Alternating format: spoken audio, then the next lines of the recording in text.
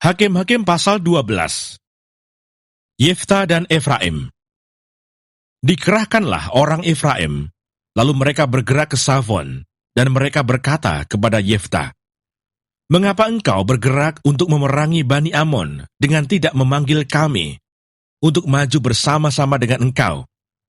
Sebab itu kami akan membakar rumahmu bersama-sama kamu." Tetapi jawab Yefta kepada mereka, "Aku dan rakyatku telah terlibat dalam peperangan yang hebat dengan Bani Amon. Lalu aku memanggil kamu, tetapi kamu tidak datang menyelamatkan aku dari tangan mereka. Ketika kulihat bahwa tidak ada yang datang menyelamatkan aku, maka aku mempertaruhkan nyawaku, dan aku pergi melawan Bani Amon itu, dan Tuhan menyerahkan mereka ke dalam tanganku. Mengapa pada hari ini kamu mendatangi aku untuk berperang melawan aku?" Kemudian Yefta mengumpulkan semua orang Gilead, lalu mereka berperang melawan suku Efraim, dan orang-orang Gilead mengalahkan suku Efraim itu. Sebab orang-orang itu mengatakan, "Kamulah orang-orang yang telah lari dari suku Efraim." Kaum Gilead itu ada di tengah-tengah suku Efraim dan suku Manasye.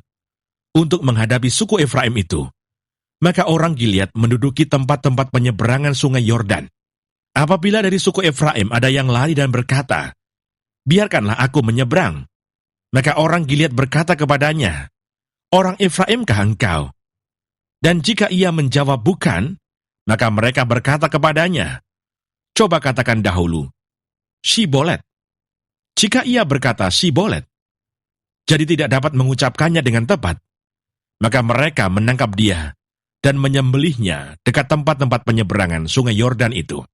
Pada waktu itu tewaslah dari suku Efraim 42.000 orang. Yefta memerintah sebagai hakim atas orang Israel 6 tahun lamanya.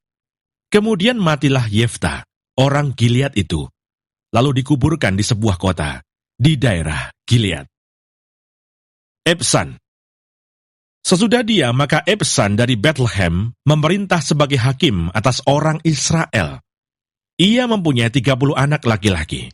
30 anaknya perempuan dikawinkannya keluar kaumnya, dan 30 anak perempuan diambilnya dari luar kaumnya untuk anak-anaknya lelaki itu.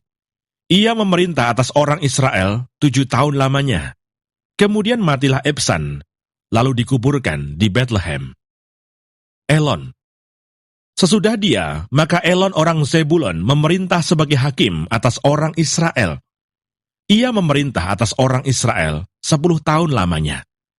Kemudian matilah Elon, orang Zebulon itu, lalu dikuburkan di Ayalon di tanah Zebulon. Abdon.